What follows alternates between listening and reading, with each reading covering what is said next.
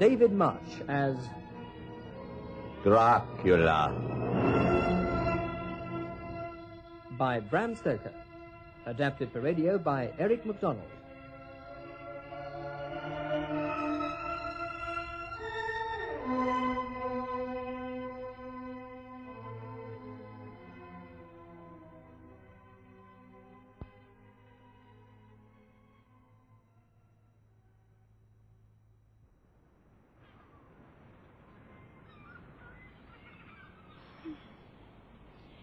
You know, Lucy, I do believe the weather has changed just for you. I thought we were to have nothing but rain before you came. And the sea. Oh, it's so peaceful now. Oh, it was very kind of you to ask us down, Mina. Mother does love to get away from London. Oh, it's beautiful. So beautiful. I often come here to the cliff top. Mina, before Mother and I left the city, Arthur called on me. Oh, Lucy, what did he say? He spoke very straightforwardly. He told me how dear I was to him, though he'd known me so little time, and what his life would be with me to help and cheer him. So, you are to become the wife of Dr. Arthur Seward? Yes. Oh, but poor Arthur. You see, I didn't accept right away. I only made up my mind this minute. He asked me if I could love him in time. And I said I was grateful and flattered by his offer, but I could not decide there and then. Oh, I had decided, of course, but I felt it might appear unseemly of me to accept too readily. What did you do when Mr. Harker proposed? I said yes. I said it at once. Oh! And I cried, and Jonathan was so embarrassed. I wish he would write. I do hope nothing's gone wrong. Oh, did he say how long he would be away? He expected to be gone for no more than 2 weeks, but it's 3 since his last letter arrived. It was postmarked Budapest. You still haven't told me the nature of his journey, Mina. Oh, haven't I? Yes. I'm sorry. Well, Jonathan's employer, Mr. Hawkins, has a contract with a certain Count Dracula, who wants to buy an estate here in England. Mm-hmm. But owing to illness, Mr. Hawkins couldn't make the journey to Transylvania himself. So, in his place, he has sent Jonathan. And I'm so pleased for him, but I wish he'd write. Oh, I wouldn't worry too much, Mina. I'm sure Jonathan is safe and happy, and is no doubt on his way home at this very moment. On his way home? I don't even know that he arrived safely at his final destination. You have enjoyed your stay at our inn, Herr Harker, since you arrived. I most certainly have. And I look forward to seeing you on my way back. Must you go to the castle? Oh, young Herr, must you go? You know what day it is? Yes, it's the 4th of May. Yes, the eve of St. George's Day. Tonight, when the clock strikes midnight, all the evil things in the world have full sway. Do you know where you're going and what you're coming to? My kind-hearted Frau, you must not worry about me. Here comes the coach. Oh, then, please, will you wear this? A crucifix? I do not know your religion, but around your neck, please put it. For your mother's sake. Very well, for my mother's sake. Thank you. God take care of you.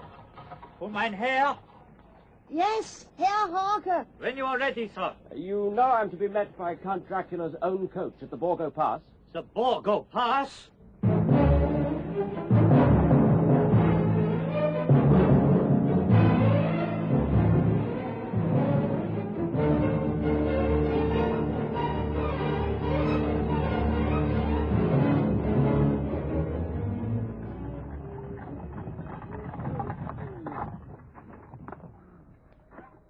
Herr Harker, please, will you waken? Herr Harker, we have arrived. Oh, I'm sorry. I didn't realize I was so tired. It's so dark. What time is it? 5 to 12. I didn't realize the journey was so long. Now I must go. God keep you. But, I say, come back. I haven't paid you.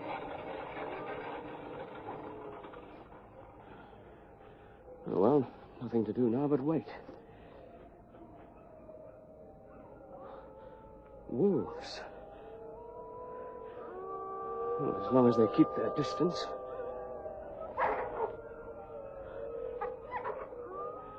They're getting closer. Oh, my God. They're all around. Watching.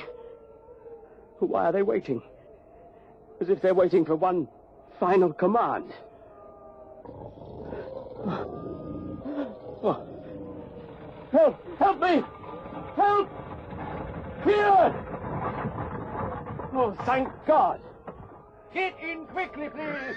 The night is chill, my Herr, and my master the Count bade me take all care of you. They've gone. The wolves have gone. You need not worry about the wolves now, my Herr. No more worry about the wolves. As you say, the wolves have gone.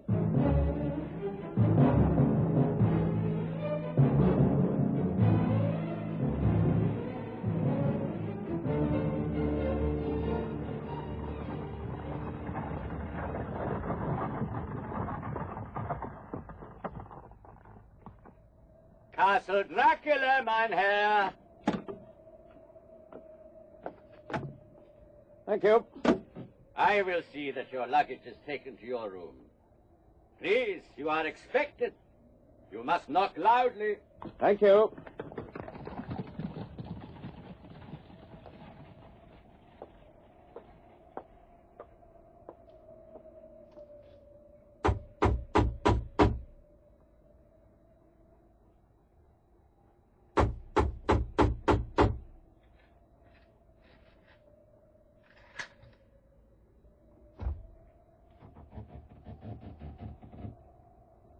Good evening.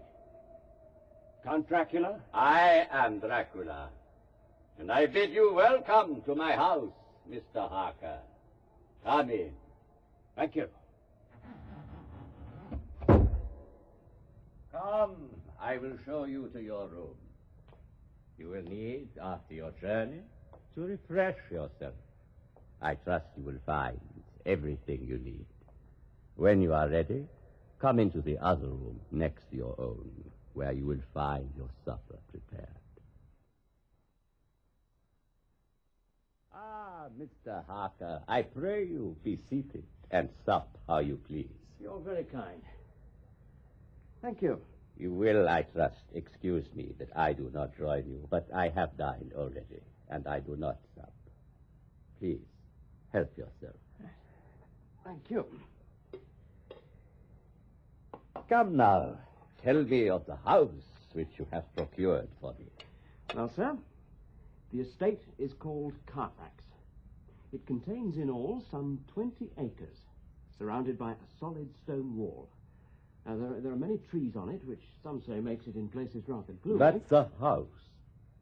Well, the house is very large, and dates back, I should say, to medieval times. There are a few houses nearby. One, a very large house, has recently been formed into a private asylum for the insane, but it is not visible from the grounds. As a matter of coincidence, I have a friend who is a doctor there, Seward, Dr. Arthur Seward. I am glad the house is old and big. You tell me there is a chapel built onto the house? I'm sorry, I'd forgotten. You see, we Transylvanian nobles like not to think that our bones be amongst the common dead. I do not seek gaiety nor mirth. I am no longer young. I love the shade and the shadow, and would be alone with my thoughts when I may. However, we can talk more another night. But now, if you will forgive me, I must leave you. I will be gone till tomorrow evening, but you will not be bored. You have the freedom of my home. Sleep well, and dream well. I bid you good night. Good night, sir.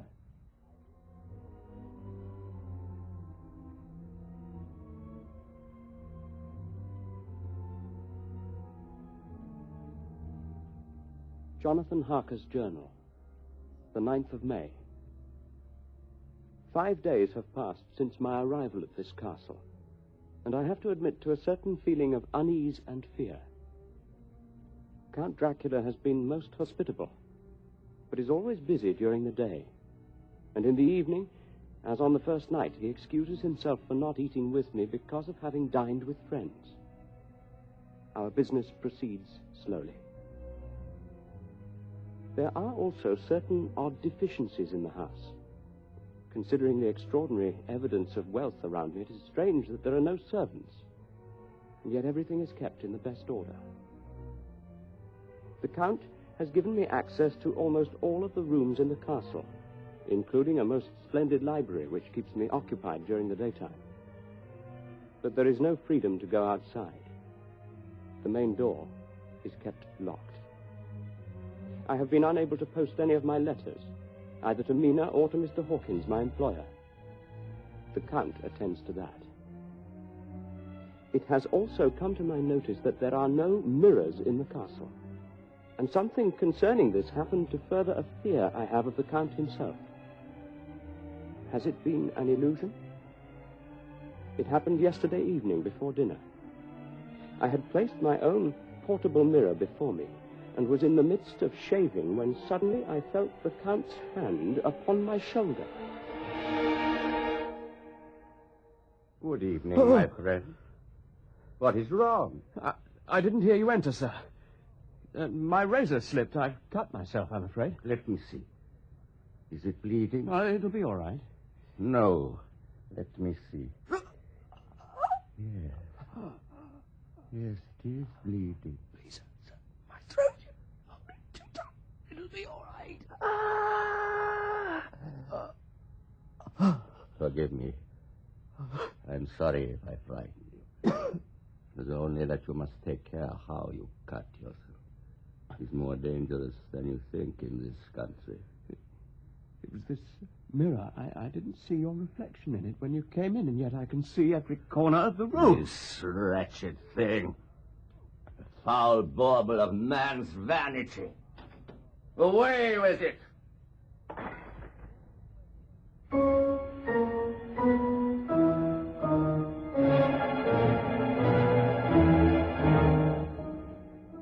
So now I must use the metal of my watch case as a looking glass.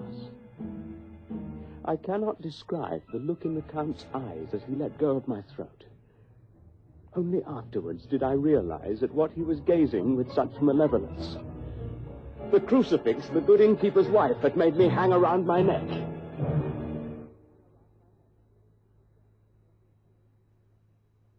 Oh, God. The castle is a veritable prison, and I am a prisoner. One day leading fearfully into the next. I have never seen the Count eat or drink, nor have I seen him at any time during daylight. There are no other living persons in this house, and this being so, I can only presume that it was the Count himself who drove me here from the Borgo Pass. But I am still of sane mind, and must write now of what passed this evening.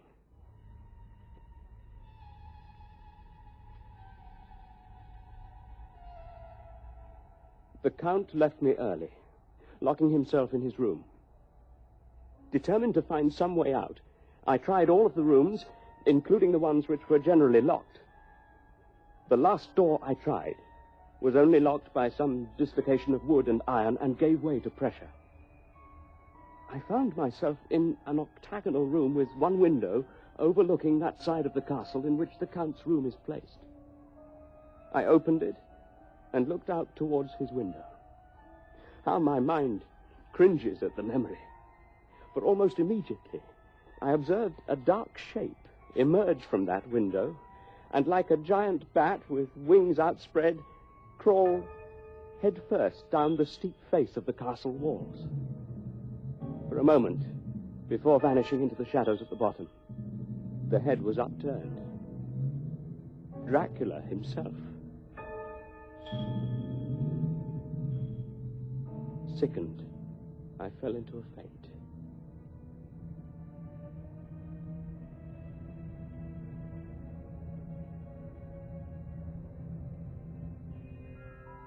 When I wakened, 2 columns of silver dust seemed to be spinning before my eyes, spinning and solidifying into something tangible. Quickly and in fear, I lowered my head, half closing my eyes. Vivian, you are and I shall follow. Yours is the right to begin. My kisses on his throat. But you must be quick before he returns. Now you will be ours. No! Back, I tell you. Touch him and you will have me to deal with.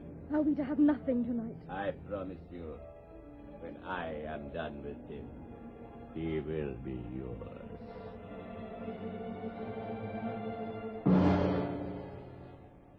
Two columns of dust swirled and vanished before my eyes, and as the shadow of the Count fell across me, I passed again into a faint.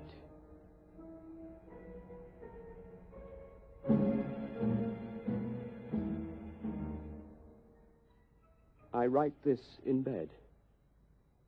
God has spared me this night. May he never desert me. Now is the end. It is the 29th of June. Today, I discovered a door in the hall that I had not noticed before. Beyond it, some stairs led down into the depths of the castle. Here, I found 3 boxes about 6 feet in length and 3 across. I opened the first.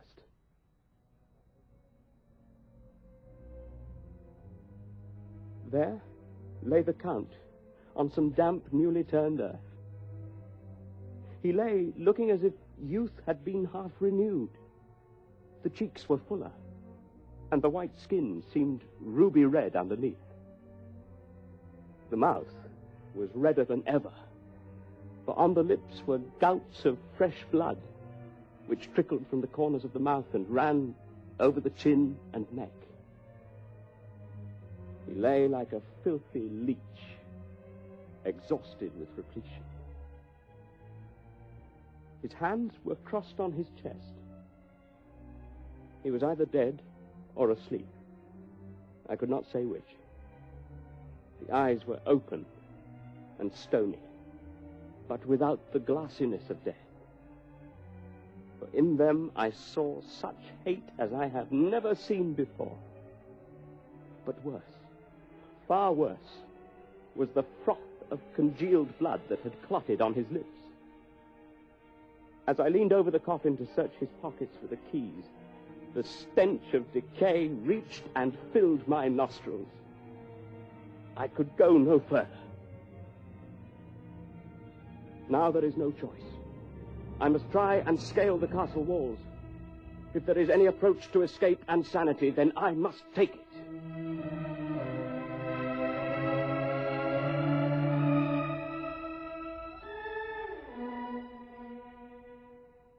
God help me, if only for the sake of those that love me.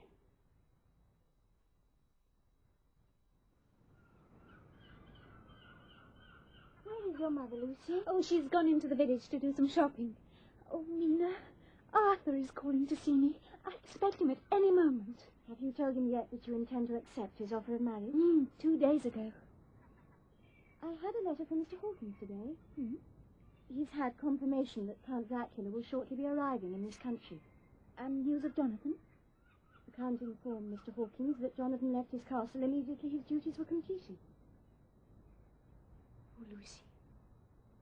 What's become of him? Am I never to see him again? Oh, please, Mina, don't despair yet. There may still be word. Lucy. Oh, Arthur, my dear. And Miss Mina. Am I intruding? Not at all, Dr. Seward. I am delighted to see you. Have you had any news of Jonathan? No, not yet. I'm sorry. My dear, is anything wrong? Mother, no, of course not. I have a letter for Wilhelmina. Posted from Budapest. Jonathan! At last, oh, please let me see. Thank you. It's from a Sister Agatha. The hospital of St. Joseph and St. Mary. Hospital? Dear Madam, I write by desire of Mr. Jonathan Harker, who is himself not strong enough to write, though progressing well. He has had some fearful shock, our doctor tells me. And his deliriums have been dreadful, of wolves and blood, of ghosts and demons. Be assured he is well cared for, and in a few weeks he will be himself again. I am so glad you received my letter, Miss Westenra. You have been very prompt in coming to Budapest. We have moved Mr. Harker into this general ward rather than leave him for any length of time on his own. We feel it better. Yes, of course. Thank you, Sister Agatha.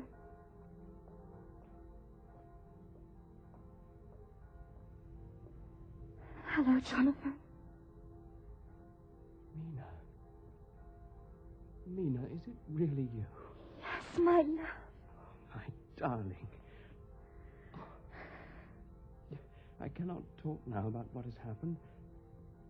Mercifully, God has erased it from my memory. But take this.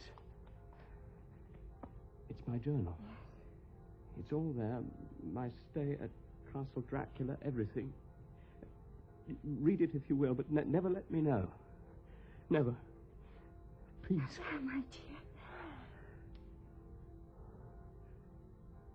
Mina, let us get married at once. Of course, just as soon as you are fully recovered. No, I mean now. Here. The Superior will make all the necessary arrangements. Oh, my dearest. Let it be just as you wish.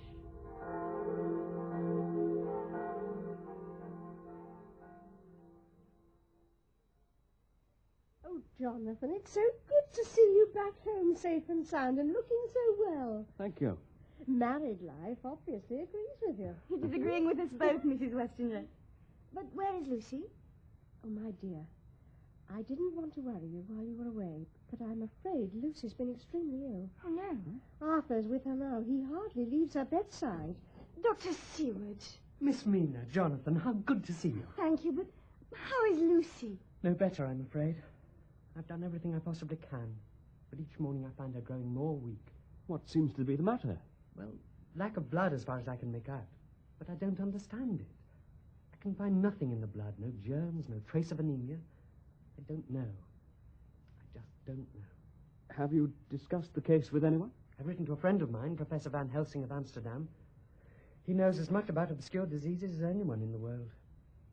I've asked him to come at once if he can. Miss Mina, perhaps you would like to go out and see dear Lucy. Yes, of course I would. Tell her I'm not trying to keep her a prisoner in her bedroom. A prisoner? I'll go up at once. Mina, I'm sorry I couldn't meet you. Oh, you mustn't upset yourself. I'm quite well, really. I'm so happy that you're wed. Arthur and I are to be married within the month. Yes, your mother told us. Does Arthur say I'm to get better? Oh, of course he does, my dear. He's called in an old friend to confirm his own beliefs that you're well on the way to recovery. Professor Van Helsing of Amsterdam. Mina, I haven't told Arthur, but ever since I have taken you, I've had the most frightening dreams. I dream I am alone in this room. It's lit only by the moonlight, which shines through an open window. And then, for a moment, the light's blocked out, and everything's completely dark. And the strangest things happen. First, the room seems to fill with minute particles of silver dust that spin and dance around me. And in me, there is a longing akin to that itch of excitement I feel when I know I'm to see Arthur. Only here, in this dream, it's intensified, and I know it isn't Arthur I am to see. Suddenly, he's there, before me, and his eyes are blazing with a terrifying fire that seems to tear my very soul to shreds.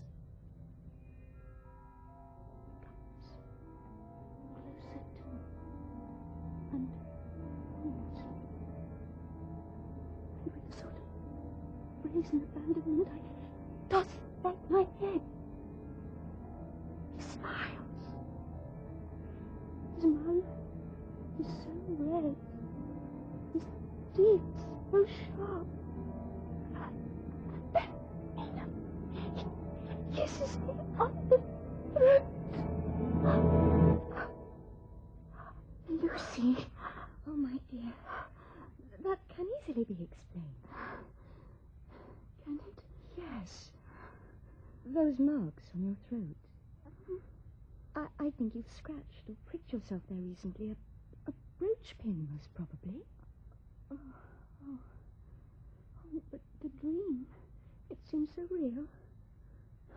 And my behavior. We all of us behave strangely in dreams, dear Lucy. But it's late. You've talked enough. I don't want to tire you. You must sleep.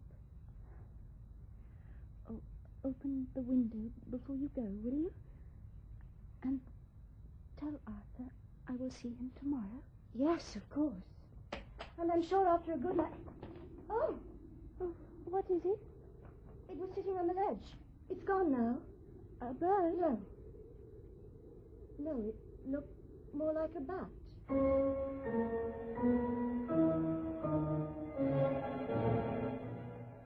Professor Van Helsing is with Lucy now.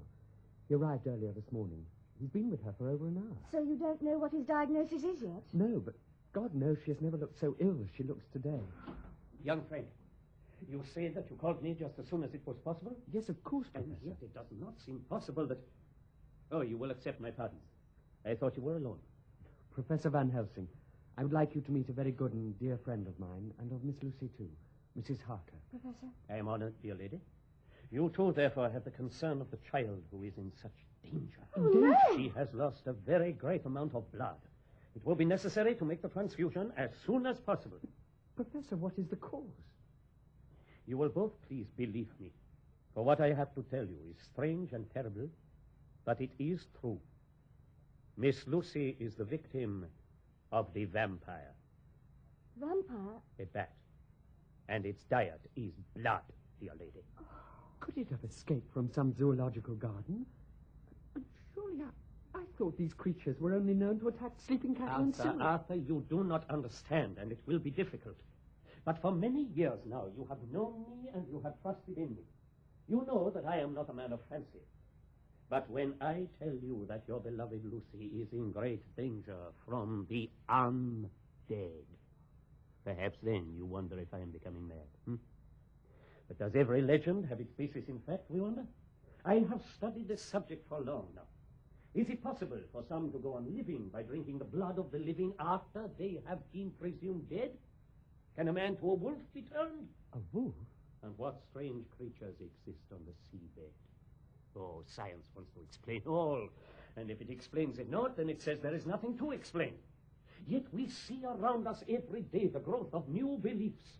I suppose now you do not believe in corporeal transference, no, nor in materialization, nor in astral bodies, nor in the reading of thought, nor in hypnotism. Hypnotism has been proven very well. Ah, then am I to believe that all you will accept is proven fact? You must trust in me now. I want you to believe in things that you cannot. You must try to keep an open mind. Professor, I've recently read a journal of my husband that may lend weight to what you tell us. I thought it might help me to understand the misery and terror he went through during a stay in Transylvania. Perhaps we may discuss this later. First, it is more important we make the transfusion of blood from Arthur to Miss Lucy. Oh, Mrs. Harker, I wish you to run an errand. Yes, of course. I wish you to buy garlic to hang around Miss Lucy's room as much as you can. Now, all this we must keep secret from her mother. She has the weak heart, as you know. Must not be upset. I'll go at once. And Arthur, now is the time for us to set to work. After that, you will need to rest, and then we can talk further. Yes, of course, but before I talk, I must return to the asylum. I've work to do there.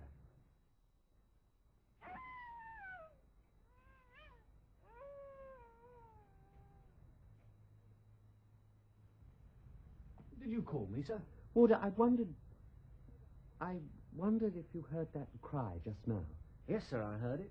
In fact, for a moment, I know it's impossible, but I thought it sounded more like a wolf. A wolf? Whereabouts would you say it was? The Carfax estate seemed to be moving off. Lucy's in danger. Beg pardon, sir? Warder, I must leave. I want you to take care of things till I get back. I may be some time. Well, that'll be all right, sir. I'll take care of everything.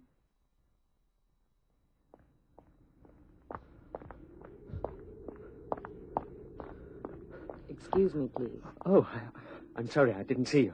You seem in such a hurry. I don't wish to detain you, of course. But if you could help me, it would only take a moment or two. Of course, if I can be of any assistance. I live just along the drive here, but I can't get my key to fit the lock on the gate. But that leads to the Carfax place. Yes. Is anything wrong? Can I have the key, please? Yes, of course. Here. I can't get it to turn. This gate isn't locked. That's why the key won't turn. I'm sorry. I was silly not to realize. Anyway, it's open. I'm sorry I can't be of more assistance. But you can. I'm rather afraid of the walk to the house in the dark. Would you be so kind as to walk with me? I'm afraid that's impossible. Please, Dr. Seward. How do you know my name? Oh, I've seen you before. Where? You don't believe me, Dr. Seward? Look into my eyes. My honesty is there. I didn't. My eyes. Look at my eyes. Your eyes. They're so bright. Eyes that have seen. Now you are mine, and nothing can save your precious Lucy. Lucy, God! Poor Lucy. You fiend, you damn fiend. Too late. Too late. Let me in! Let me in! Mrs. Westerner, Professor Van Helsing! Arthur, I am glad you are here. My dear boy, you must be quick. Lucy is dying. It will not be long now. Go to her. Quickly. Lucy. Oh, my love. Lucy. Your mother. She's dead. Oh, Arthur, she's dead. What happened? The professor had gone to rest. Mother heard a dog barking outside my window. She came to me. I was afraid. She didn't understand the garlic hung around the room and around me. She removed it all. But suddenly, there was a howl from the garden, and there it was, the dog. He flung himself against the window and into the room. Mother screamed and pushed me. My head must have hit the bedpost, for I remember the room spinning. It seemed to fill with little particles of light. The dog seemed to have vanished. Then there was a weight on me, pressing, and I felt the pain at my throat. The face. Oh, no. The face. No. No. No. Lucy.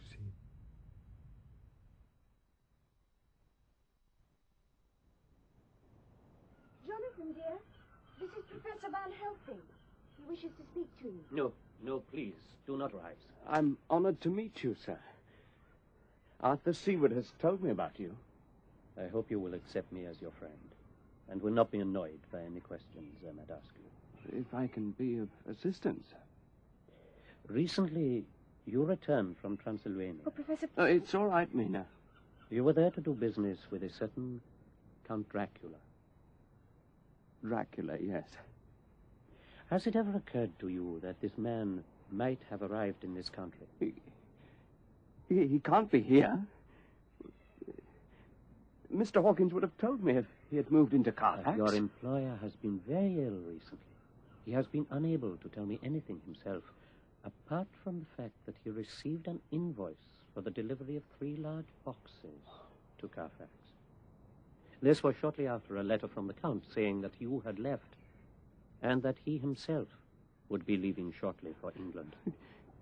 This can't be true. Now I can understand your horror, my friend. Your wife and I have both read your journal. Mina? It helped me understand, my dearest. But quickly. Dracula is here at Carfax with his 2 fiendish brides, whom I have destroyed by driving stakes into their hearts. Professor! Forgive me, but it is the quickest way, and if you are to help and support us, you must know all. Anything I can do, I will do proudly. And Dracula, Professor? Alas, no. He was not in his resting place. And now that he will have discovered my destruction, we can expect terrible danger.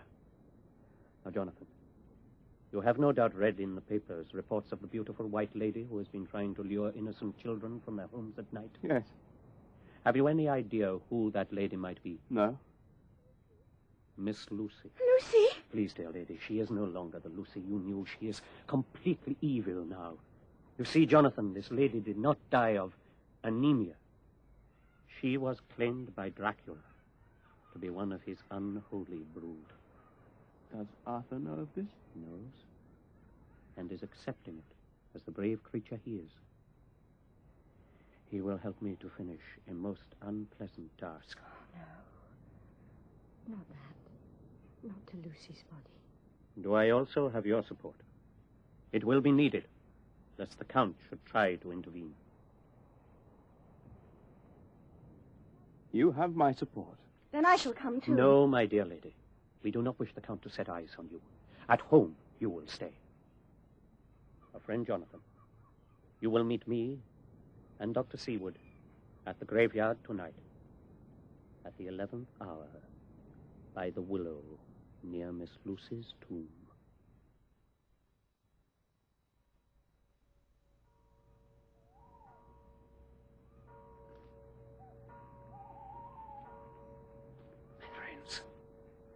We will wait here for a short while and watch.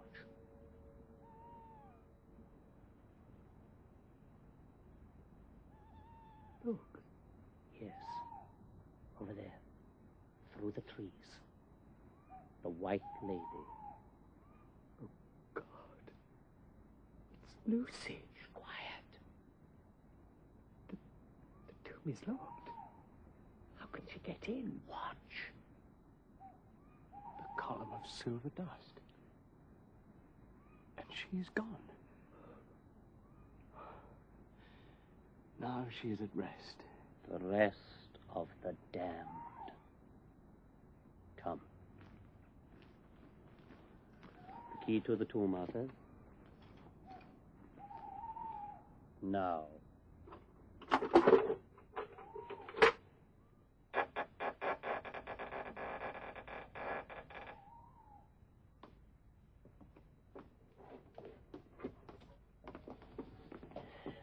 Now, you will both help me to lift the lid of her coffin.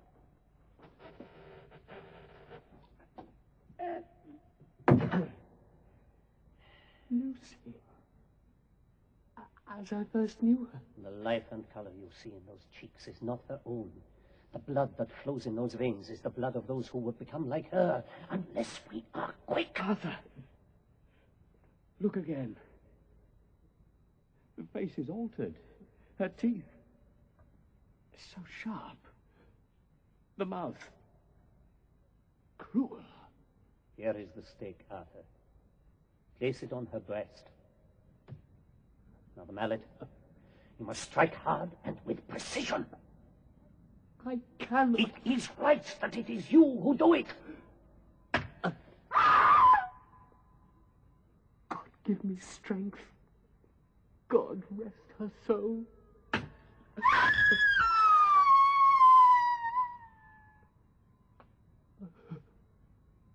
Arthur, you will wait outside. No. Do not look back.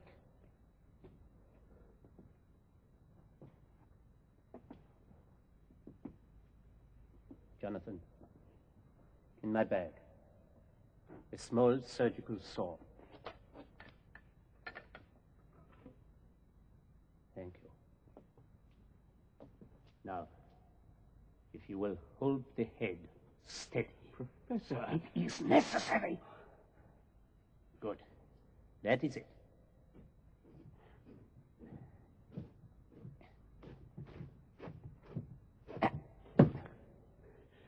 The garlic next?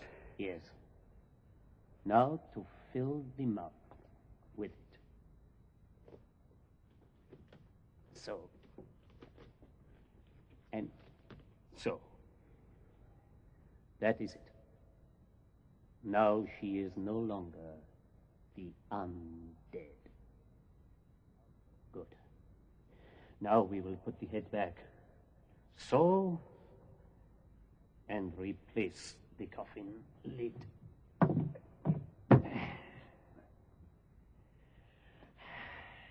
So be it. Now let us join your friend.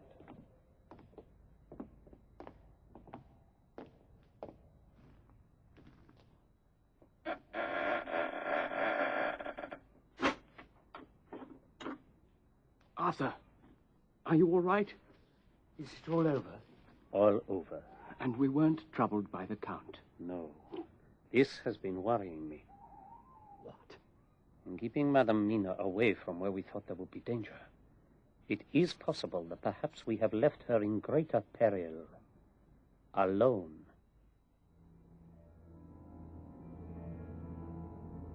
Waken. What? Who are you? I am Dracula. You and your stupid husband, along with his meddling friends, have caused me much anxiety. For this exertion, I desire a little refreshment. Your friend Lucy was a most willing giver. Let me go. Let me go. Silence. Such a pretty throat.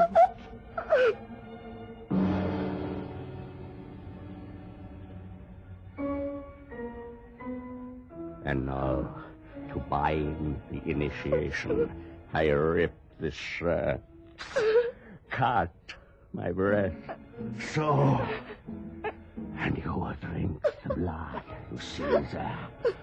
Drink, I command it.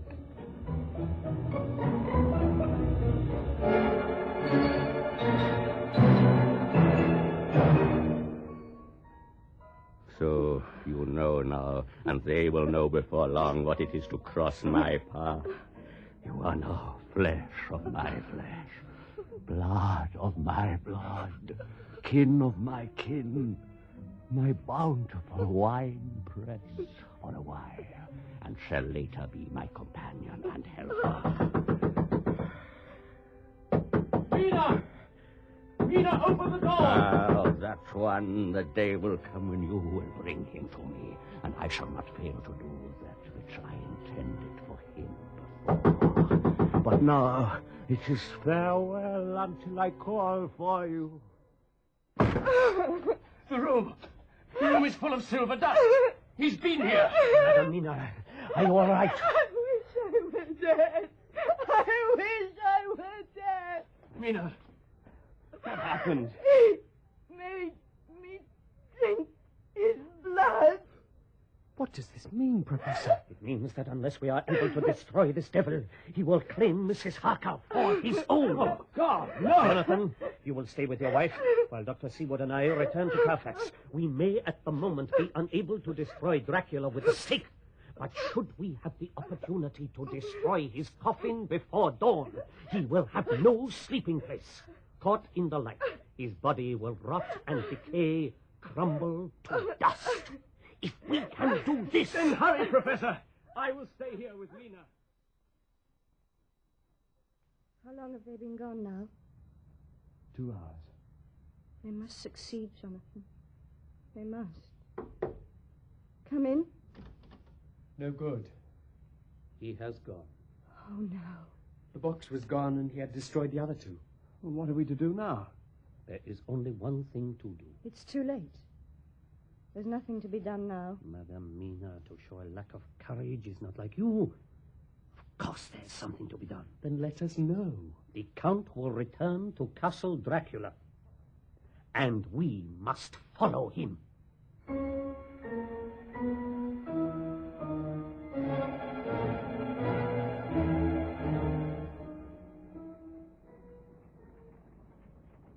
Harker, you tempt fate too often. I never thought to see you again. Just tell us again, good lady, of the Count's plans. The arrangements are always the same. When he was here last, I watched and waited for Herr Harker to return from the castle, but he did not. Then after a long time, a crowd of Skarner gypsy come from the direction of the pass. They are bringing the 3 boxes from the castle to be sent to England.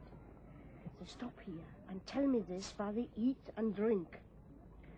But 2 days ago, they pass again and eat and drink. And they are to collect a box and bring it back to the castle today. They will travel through the Burgo Pass and reach the castle before sunset. I pray you, if you will go, you will borrow my husband's pistols. These gentlemen will take the pistols. For myself, I have this machete and an account to settle on my beloved Lucy's behalf. And you will leave the good lady here? No, she will come with us. These are dark powers we struggle against, dear lady. With us, she will be safe. Come, let us set out for the Borgo Pass.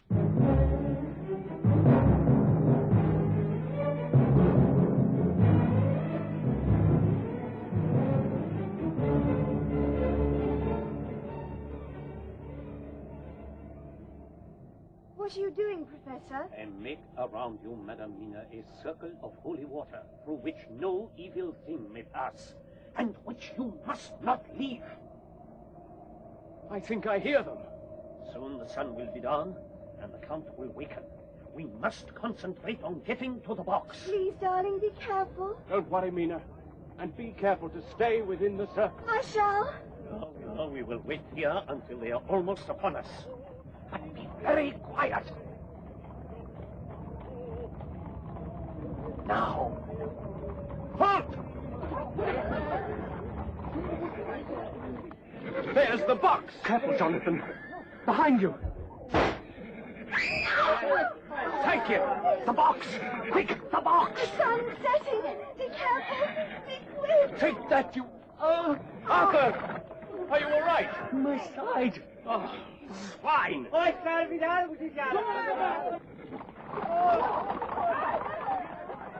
Help me to the box. Friend Harker, let me have the machete. No. I wish to do it. Just open the lid for me. There. Now cut off the head, Arthur. The head. The knife is too heavy for him to swing. His eyes. The Count. He's waking. Our Father who art in heaven. Now, Arthur, now. Again. There must be no delay. Hallowed be thy name. Arthur, you're bleeding. Miss Mina, I told you to stay within the safety of the circle. Look, he sees us. Thy kingdom come. No! Yes! Thy will be done. Oh. Arthur, you're badly hurt. He's dead, isn't he? Yes. He is dead. Even now, his body turns to dust. Then I can rest now. Rest with Lucy. You'll be all right, Arthur. We'll get you well. Look. The sunset. It's so gentle. So beautiful.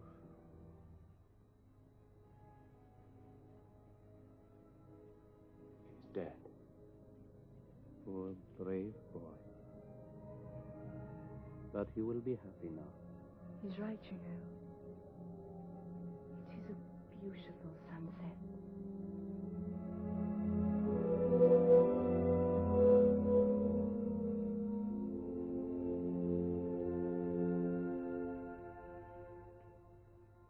In Dracula by Bram Stoker, adapted for radio by ERIC MACDONALD, David March played Count Dracula. Francis Jeater, Mina. Christopher Good, Arthur. Rosalind Shanks, Lucy. Michael Harbour, Jonathan, and Aubrey Woods, Professor Van Helsing. The female vampire was played by Kate Coleridge, and the innkeeper's wife by Pat Key. Other parts were played by Malcolm Hayes, Andrew Sachs, Madeleine Kem, and Jim McManus. The play was produced by Glyn Dearman.